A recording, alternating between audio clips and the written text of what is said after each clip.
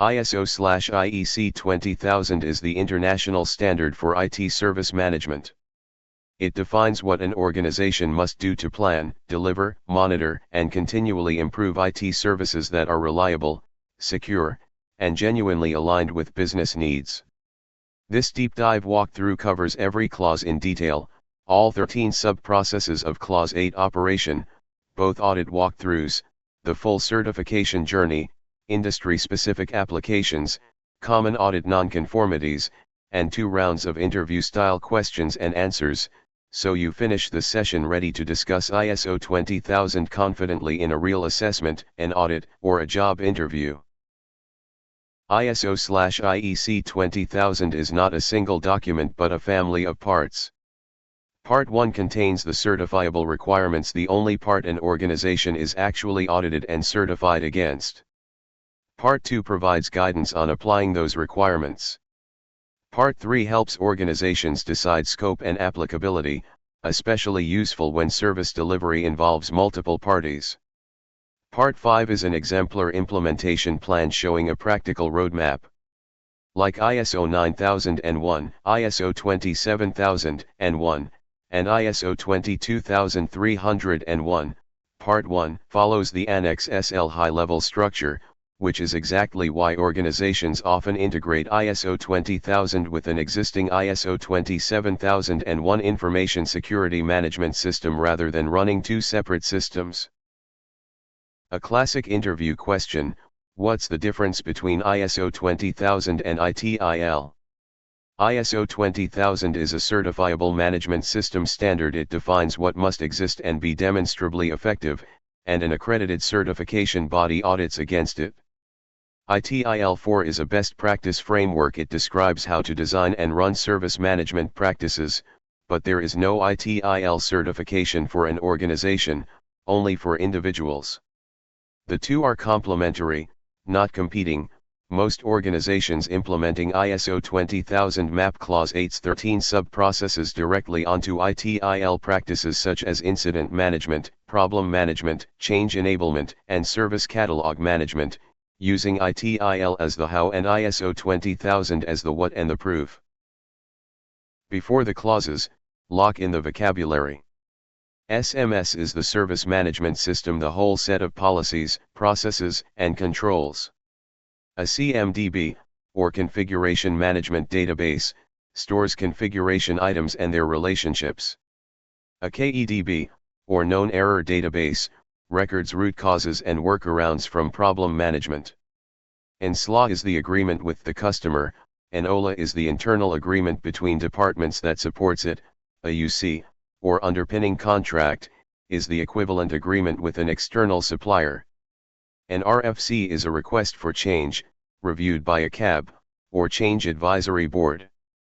MTTR measures how fast you restore service, MTBF measures how often it fails in the first place. Clause 4.1 requires the organization to determine internal and external issues relevant to its purpose that affect its ability to achieve the intended outcomes of the SMS. Think market pressures, technology change, regulatory shifts, and internal capability gaps. Clause 4.2 requires identifying interested parties relevant to the SMS: customers, users, suppliers, regulators, and employees, and their relevant requirements. These requirements feed directly into the risk register in Clause 6 and into the scope decision in Clause 4.3. In an audit, this is usually the very first evidence request, a documented context analysis and a stakeholder register, because everything downstream is built on top of it.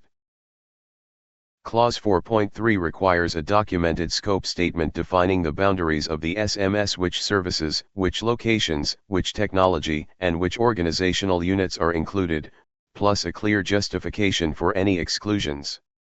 A vague or overly broad scope is one of the most common reasons a Stage 1 audit gets delayed.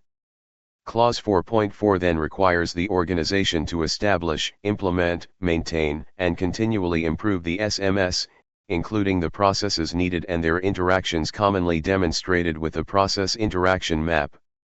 Auditors love this diagram because it shows in one page how Clause 8's operational processes, supplier management, and governance clauses actually connect. Clause 5.1 places accountability squarely on top management. Leadership must demonstrate commitment by ensuring the SMS is integrated into the organization's business processes, that resources are made available, and that the importance of effective service management is actively communicated, not just signed off once and forgotten.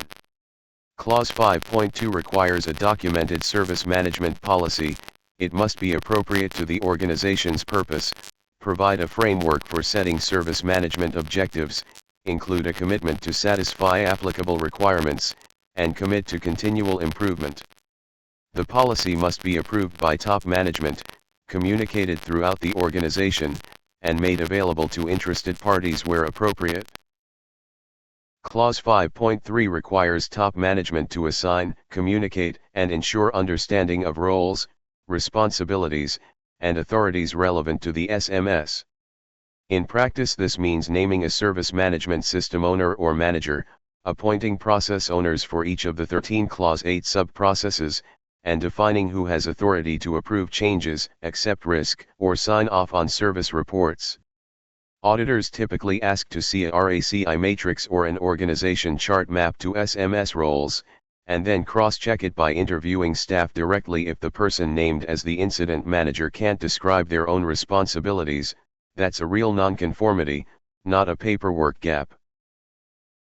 Clause 6.1 requires the organization to determine risks and opportunities that could affect whether the SMS achieves its intended outcomes, and to plan actions to address them, integrated into SMS processes. This links tightly to Clause 4's context analysis. Clause 6.2 requires setting service management objectives at relevant functions and levels. They must be measurable, monitored, communicated, and updated as needed. In practice, this means SMART objectives cascaded from a strategic statement like improve customer satisfaction down to measurable KPIs such as SLA compliance percentage, mean time to resolve, or first contact resolution rate, each with an owner and a review cadence. Clause 6.3 requires planning the resources needed to achieve service management objectives, and specifically planning for new or changed services before they go live, assessing impact on existing services and the SMS, designing and building the service, testing it, and formally transitioning it into operation with a defined acceptance step. This is the strategic layer that interfaces directly with Clause 8.13 change management at the operational layer.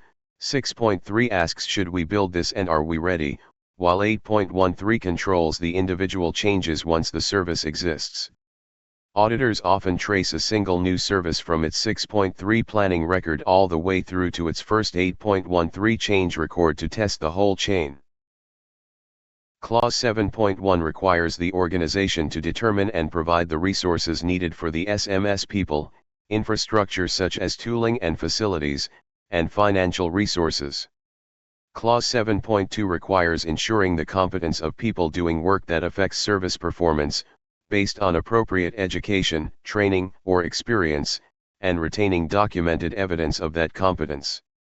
This is where a training matrix or competence register becomes essential audit evidence, for example, showing that every service desk analyst holds a defined certification level, or that a newly promoted change manager completed a documented handover and training plan before taking ownership of CAB approvals. Clause 7.3 requires that people doing work under the organization's control are aware of the service management policy, their contribution to SMS effectiveness, and the implications of not conforming to SMS requirements. Clause 7.4 requires the organization to determine the internal and external communications relevant to the SMS, what will be communicated, when, with whom, how, and who communicates it. A practical example, a planned maintenance window is communicated internally to support teams a week ahead and externally to customers via a status page and email at least 48 hours before the change, with a defined escalation contact if the window slips. Clause 7.5 requires documented information both explicitly required by the standards such as the scope statement, the policy and objectives, and documented information the organization itself determines is necessary for SMS effectiveness.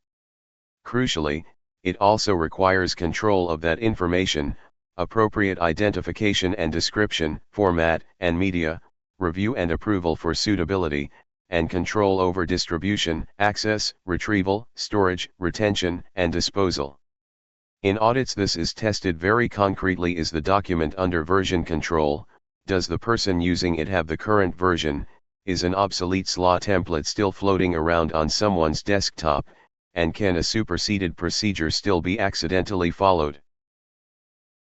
Clause 8 is the engine room of the whole standard, the clause where service delivery actually happens day to day, and by far the most heavily audited and interview-tested part of ISO 20000. It contains 13 sub-processes, from operational planning through to change management, and nearly all of them map directly onto a recognizable ITIL practice. Because it's the largest clause and the one auditors sample most heavily for objective evidence, we're going to walk through all 13 sub-processes one at a time, with a real-world example, the audit evidence an assessor will ask for, and a common nonconformity found in the field for each one. The organization must plan, implement, and control the processes needed to meet service requirements, with defined criteria for how each process is executed and clear interfaces between processes and functions. A service desk plans staffing and tooling to keep support running around the clock. A retailer plans a change freeze across its busiest trading weeks to protect stability when the business can least afford disruption. Audit evidence typically includes operational plans, staffing and shift schedules, and defined process interface documentation. The most common nonconformity here is process interfaces that exist on paper but aren't actually followed, handoffs between the service desk and second-line support that quietly break down under pressure. Organizations must define, document, and manage the services they offer, typically through a service catalog describing each service, its dependencies, and its associated SLA. A telecom provider maintains a catalog of internet packages, each with its own service level. A SaaS company formally retires a legacy CRM module with a documented 90-day migration plan and customer communication. Audit evidence includes the service catalog itself, service definition records, and retirement or transition records for withdrawn services. A frequent finding is a catalog that lags behind reality. A new service quietly goes live in production weeks before it's ever added to the catalog or given a formal owner. Service levels must be established, monitored, and reviewed with customers, with internal OLAs and external underpinning contracts aligned to support the external SLA commitment. A classic example is an SLA guaranteeing a 30-minute response time for critical incidents. A manufacturing example is a 99.9% uptime commitment for a manufacturing execution system that keeps a production line running. Evidence includes signed SLA documents, SLA performance and breach reports, and minutes from periodic service review meetings. The most common nonconformity is SLA breaches that get reported month after month but are never formally linked to a corrective action under Clause 10.1, reporting without consequence. Accurate, timely reports on service performance build trust with customers and give management the data to act on. Think of a monthly executive dashboard showing uptime, resolution times, and SLA compliance, alongside a real-time network operations center dashboard used for live monitoring.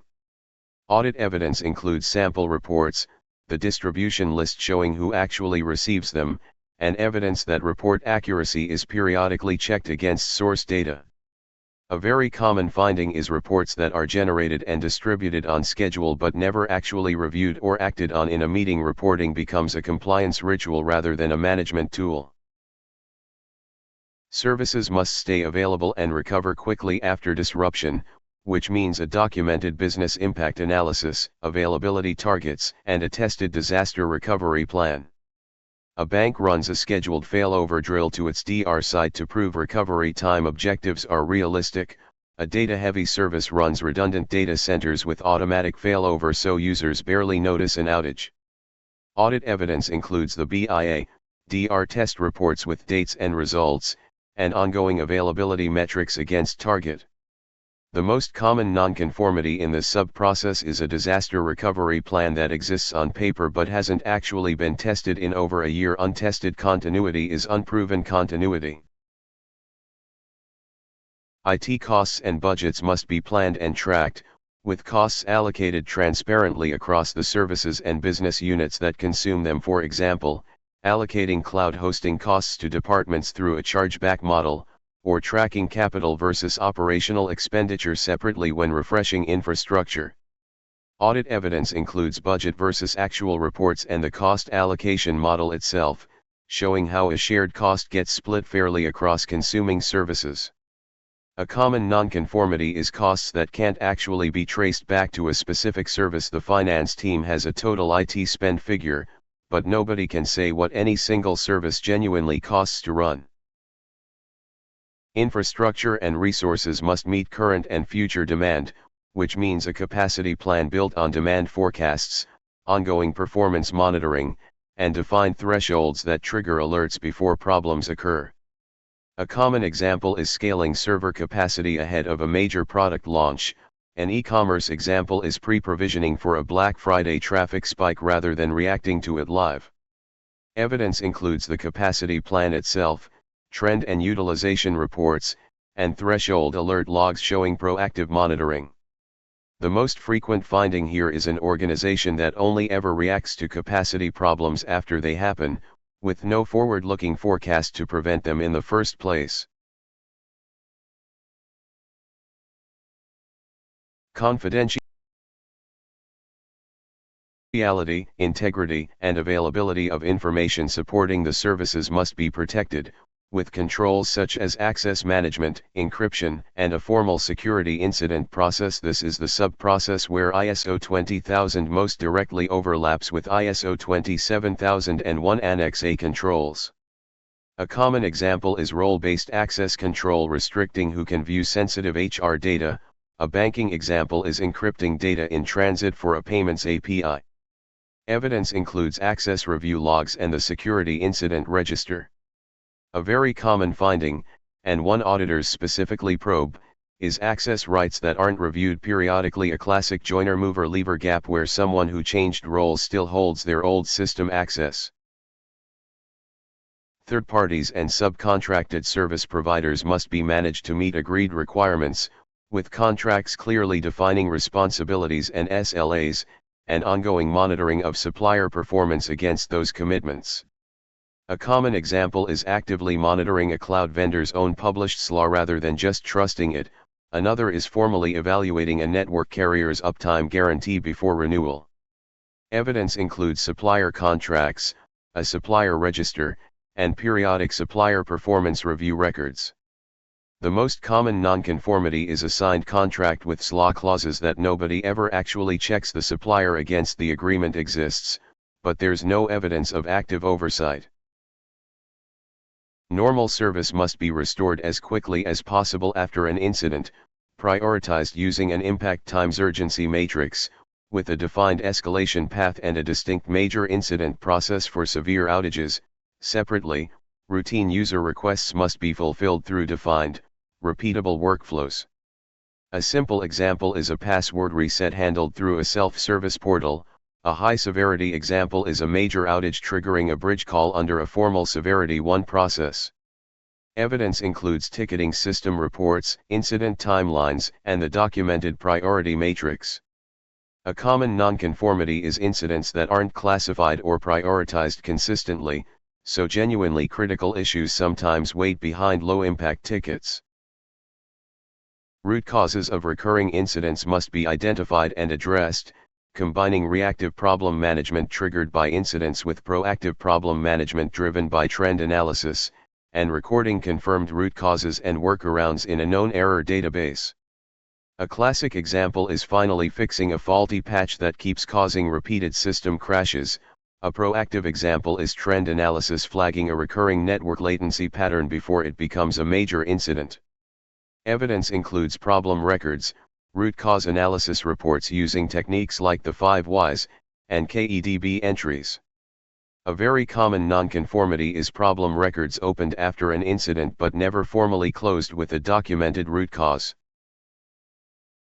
Accurate records of IT assets, their attributes, and their relationships must be maintained, typically inside a configuration management database that identifies configuration items and how they connect to one another and to the services they support.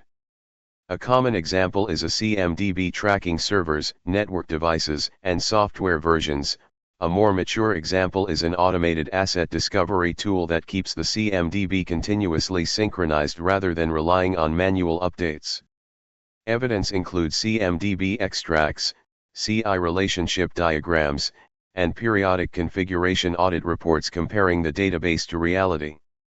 The most common nonconformity, often called configuration drift, is a CMDB that no longer matches what's actually running in production. Changes must be controlled to minimize risk and disruption, using a formal request for change process that categorizes changes as standard, normal, or emergency, routes significant changes through a change advisory board for approval, and closes every change with a post-implementation review. A common example is a CAB approving a major ERP upgrade after reviewing risk, rollback plan, and testing evidence. An emergency example is a fast-tracked critical security patch that still requires retrospective approval and review. Evidence includes change records, CAB meeting minutes, and post-implementation review reports. A frequent nonconformity is emergency changes that get pushed through quickly but then never receive the required retrospective post-implementation review. When an auditor tests Clause 8 in depth, they follow a consistent 5-step method. First, document review, checking that procedures exist for each sub-process and are current. Second, process observation, watching a real activity happen, such as sitting in on a CAB meeting or a service desk shift. Third, staff interviews, asking the person doing the work to explain it in their own words, not reading from a script. Fourth, evidence sampling, pulling a handful of actual incident, change, or problem records and tracing them end to end for consistency with the documented process. Fifth, findings, raising nonconformities or opportunities for improvement, each backed by corrective and preventive action requirements with owners and deadlines. For interviews focused on Clause 8, be ready to list all 13 sub-processes fluently and without hesitation, in roughly the order they appear in the standard. Be able to explain the distinction between incident, problem, and change with a crisp one-line definition for each. Restore fast, fix root cause, control risk of the fix. Be ready to connect specific sub-processes to their closest ITIL4 practice by name.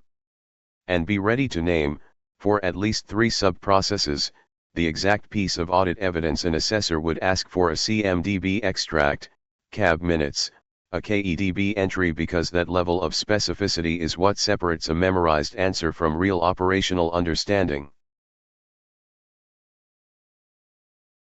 Clause 9.1 requires the organization to determine what needs to be monitored and measured, the methods used, when monitoring happens, and when results are analyzed and evaluated, and the results must feed conclusions about SMS performance and effectiveness, not just sit in a spreadsheet. In practice, this means defining KPIs tied directly back to the objectives set under Clause 6.2, such as customer satisfaction score, first contact resolution rate, or SLA compliance percentage, and setting a genuine review cadence for each one. Auditors will ask not just "do you measure this?" but "what decision did this measurement lead to?" Evidence of action is what proves the clause is actually working. Clause 9.2 requires a planned internal audit program that determines audit criteria, scope, frequency, and methods, uses auditors who are competent and impartial to the area being audited, reports results to relevant management, and retains documented evidence of the program and its results. In practice, most organizations run a rolling internal audit plan that covers every clause and every Clause 8 sub-process at least once across a 3-year certification cycle, often auditing higher risk areas like change management and information security more frequently than lower risk ones. A common nonconformity is an audit program that exists but doesn't actually cover the full scope within the planned cycle. Clause 9.3 requires top management to review the SMS at planned intervals to ensure its continuing suitability, adequacy, and effectiveness. The standard specifies required input status of previous actions, changes in context, performance data, audit results, feedback from interested parties, and the status of risks and opportunities and required outputs, which must include decisions related to continual improvement opportunities and any resource needs. Auditors don't just check that a meeting happened, they check that all the required inputs were actually present in the agenda and that the outputs are traceable decisions with owners and dates, not vague statements like "we discussed performance and agreed it was fine." When a nonconformity occurs, whether raised by an audit, a customer complaint, or an internal failure, Clause 10.1 requires the organization to react to it, evaluate the need for action to eliminate the root cause so it doesn't recur, implement that action, review whether it actually worked, and update risks and opportunities if needed. This is essentially the CAPA process familiar from ISO 9001. A practical example is a repeated SLA breach on the same service triggering a formal corrective action, complete with root cause analysis, rather than just being logged and re-reported the following month. The audit evidence trail here: CAPA record, root cause, effectiveness check is one of the most commonly sampled items in any Stage 2 audit. Clause 10.2 requires the organization to continually improve the suitability, adequacy, and effectiveness of both the SMS and the services it delivers, drawing on outputs from monitoring, internal audits, and management review as its raw material. In ITIL terms, this is essentially the continual service improvement register, a live, prioritized backlog of improvement ideas ranging from small operational tweaks, like refining an escalation script, to larger structural changes, like consolidating 3 overlapping ticketing tools into one. Auditors look for evidence that improvement is an ongoing discipline with a visible backlog and completed items, not a once-a-year exercise done only to prepare for the recertification audit.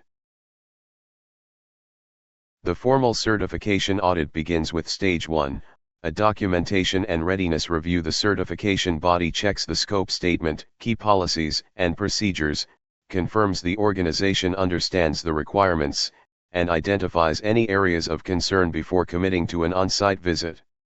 Stage 2 is the full on-site audit.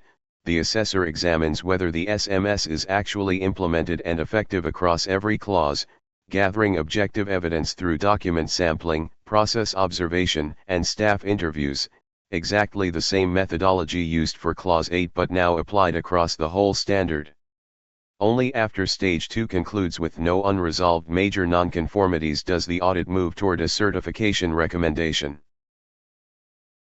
The certification decision is made by a function within the certification body that is independent of the audit team itself, to keep the decision objective. Once granted, certification is typically valid for 3 years, but it isn't a one-time event. Annual surveillance audits sample selected clauses and processes each year to confirm the SMS is still functioning, not just that it was functioning on the day of the original audit. Before the 3 years expire, a full recertification audit re-examines the entire SMS, similar in depth to the original Stage 2. Organizations can also transfer their certification between certification bodies, subject to a documented transfer process. The journey to certification typically starts with a gap analysis, comparing the organization's current state against every Part 1 requirement to identify what's missing, often revealing that some Clause 8 processes already exist informally but lack documentation, ownership, or measurement. The implementation phase follows, building and documenting the missing SMS processes, formally appointing process owners, and rolling out or configuring an ITSM platform to support ticketing, change records, and the CMDB. Depending on organizational size and existing maturity, this phase commonly takes anywhere from 3 to 9 months before the organization is genuinely ready to be audited rather than just ready on paper. Before ever inviting an external certification body, the organization should run its own internal audit and a management review to catch gaps early and cheaply, while there's still time to fix them without an external nonconformity on record. Only then does the external audit proceed through Stage 1 and Stage 2 as covered earlier. Certification itself is not the finish line. Ongoing maintenance through annual surveillance audits, continual improvement under Clause 10.2, and sustained management review is what keeps the certification valid and, more importantly, keeps the SMS actually delivering value rather than decaying back into the state it was in before implementation began. On the operational side, certified organizations consistently see improved service quality and reliability, because Clause 8's structured processes reduce ad hoc firefighting. Structured problem management under 8.11 specifically reduces the recurrence of the same incidents, cutting the long-term volume of tickets rather than just resolving them faster. Financially, Clause 8.6's budgeting and accounting discipline gives management genuine cost visibility per service, enabling smarter investment decisions, while better capacity planning and availability management reduce the direct and indirect costs of downtime, which for many digital services is a far larger number than the cost of running the SMS itself. Strategically, ISO 20000 certification is often a genuine differentiator in competitive tenders and RFPs, particularly for outsourcing and managed service providers where clients explicitly require it as a prerequisite to bid. It builds customer trust and confidence because it's independently verified rather than self-declared. Because Part 1 shares the Annex SL structure with ISO 27001 and ISO 9001, certified organizations often find it significantly easier to layer additional standards on top of an existing management system rather than starting from scratch, turning one certification investment into a foundation for several more with meaningfully less incremental effort. The most common human challenge is staff resistance. Process discipline can feel like slower bureaucracy to people used to fixing things quickly and informally. Resource constraints are a close second, particularly in smaller IT teams where nobody has spare capacity to own a new process on top of their existing workload.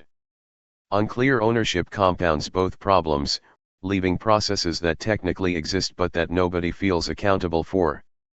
The proven solution is visible leadership sponsorship that frames the SMS as protecting the team's time rather than adding to it, phased rollout starting with the highest risk processes first, and genuinely clear RACI ownership from day one. Documentation overload is a frequent complaint. Teams over-engineer procedures into lengthy documents nobody actually reads, which then drift out of date and become a liability rather than an asset. A related, longer-term challenge is sustaining compliance after certification.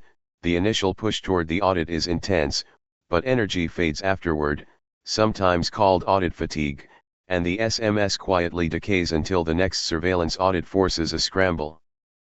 Effective solutions include automating evidence capture directly inside the ITSM tool wherever possible, using short templated documents instead of prose-heavy procedures, and embedding SMS health into everyday KPIs and regular internal audits so compliance is maintained continuously, not resurrected once a year.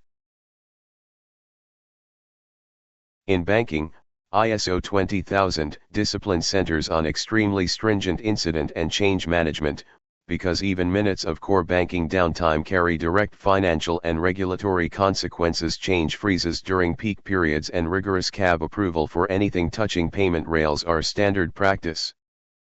In healthcare, the priority shifts toward availability of systems that clinical staff depend on in real time, tight integration between IT service management and patient safety, and careful handling of sensitive patient data under Clause 8.8's information security requirements, often aligned with local health data protection regulations in addition to the ISO 20000 requirements themselves. Telecom providers typically run massive, SLA-heavy service catalogs serving millions of customers, which makes Clause 8.7 capacity management genuinely mission-critical. Under forecasting network capacity ahead of demand growth has immediate, visible customer impact at scale.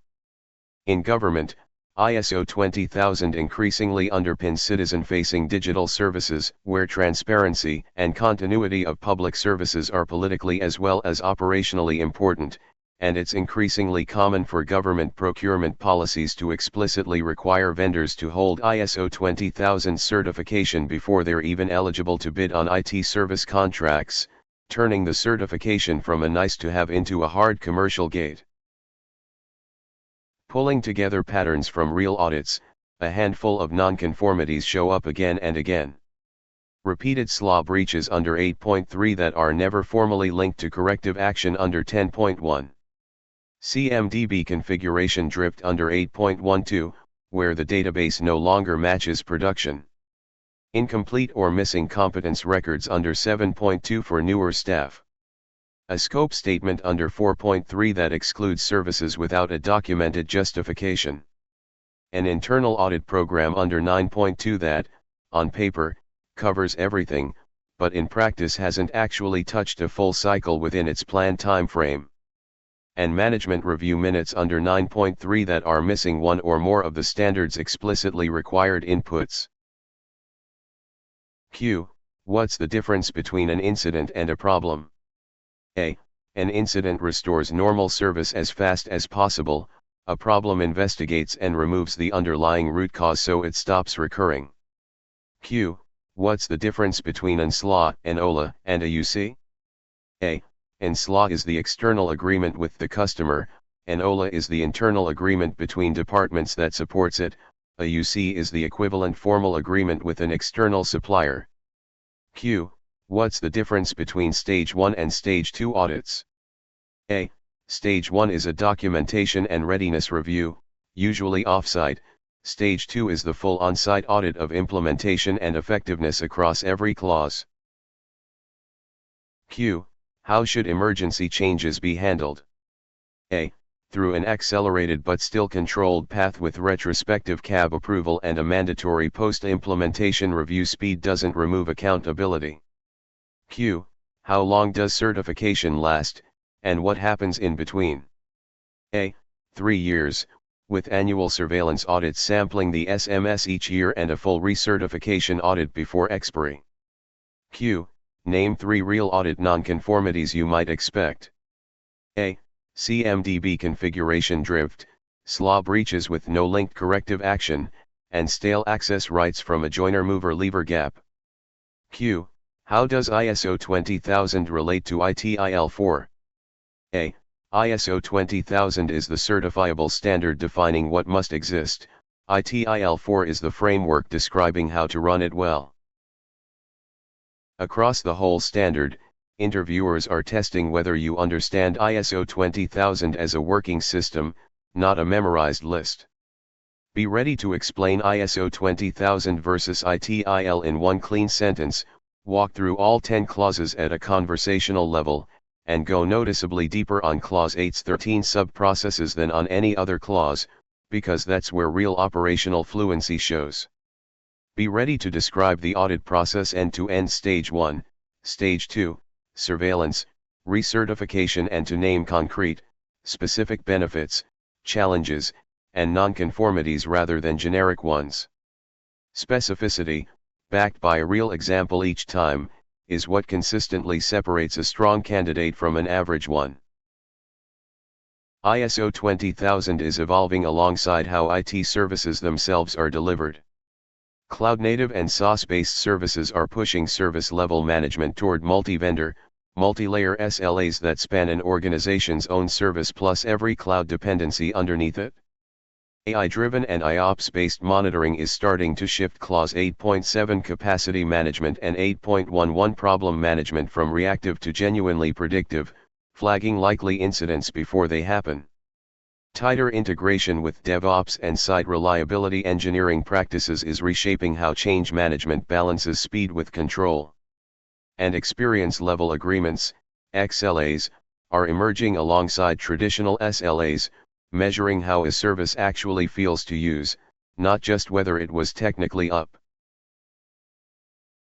ISO/IEC 20000 is more than a compliance checkbox. It's a practical roadmap to genuine IT service excellence, built clause by clause from understanding context, through leadership and planning, into the 13 operational sub-processes of Clause 8, and closed by the discipline of performance evaluation and continual improvement.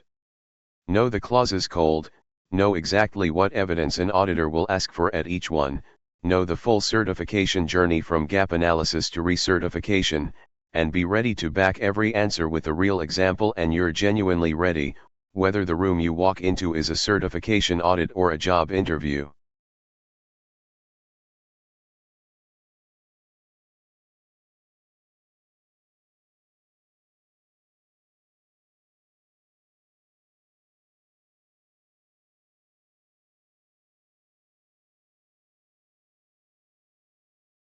ISO/IEC 20000 is more than a compliance checkbox, it's a practical roadmap to genuine IT service excellence, built clause by clause from understanding context, through leadership and planning, into the 13 operational sub-processes of Clause 8, and closed by the discipline of performance evaluation and continual improvement. Know the clauses cold, know exactly what evidence an auditor will ask for at each one, know the full certification journey from gap analysis to recertification, and be ready to back every answer with a real example, and you're genuinely ready, whether the room you walk into is a certification audit or a job interview.